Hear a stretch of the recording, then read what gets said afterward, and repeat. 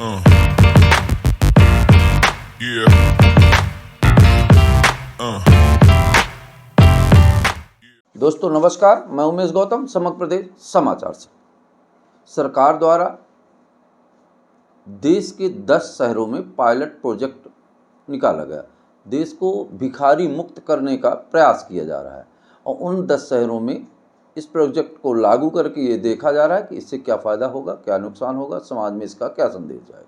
बहुत अच्छी पहल है सरकार, होना भी चाहिए, इसलिए कि देश में भिखारियों का संगठन बना के कुछ लोग भीख मंगवाते हैं और कुछ लोग भीख को भी रोजगार बनाकर बैठे हुए हैं। ऐसी स्थितियों में सरकार को यह प्रोजेक्ट निश्चित ही सराहनीय कदम है और सरकार में हमारे मध्य प्रदेश में इंदौर में भी एक प्रोजेक्ट लागू है। इसमें सरकार ने कहा है कि भीख देने वालों के ऊपर भी मुकदमा कायम होगा और भीख लेने वाले के ऊपर भी मुकदमा कायम होगा। ये एक अच्छी पहल है क्योंकि उन भिखारियों के लिए रहने खाने के लिए भी शासन व्यवस्था कर रही है। उनको उन्मुक्त रूप से रहने के लिए, खाने के लिए, पढ़ने के लिए व्यवस्था कर रही है, जो वास्तव में भिखारी की कैटेगरी में रहेंगे।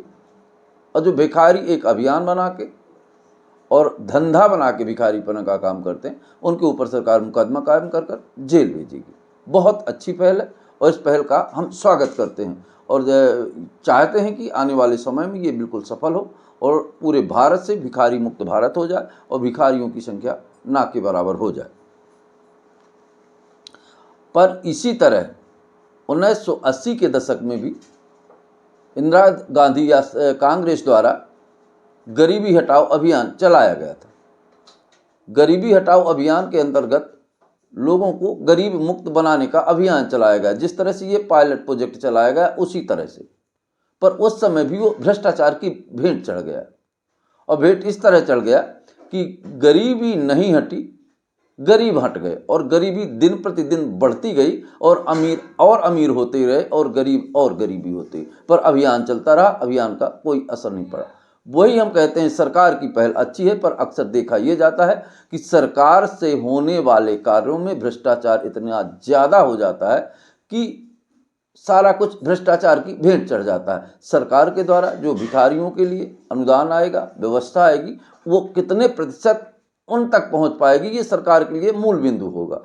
अगर उस प्रोजेक्ट को सरकार सही तरीके से चला पाती है तो निश्चित तौर पर ये बहुत अच्छा है। अगर ये भ्रष्टाचार की भेंट चढ़ जाता है तो निश्चित ही ये बहुत बुरा होगा। और प्रतिशत संपत्ति एक व्यक्ति के पास है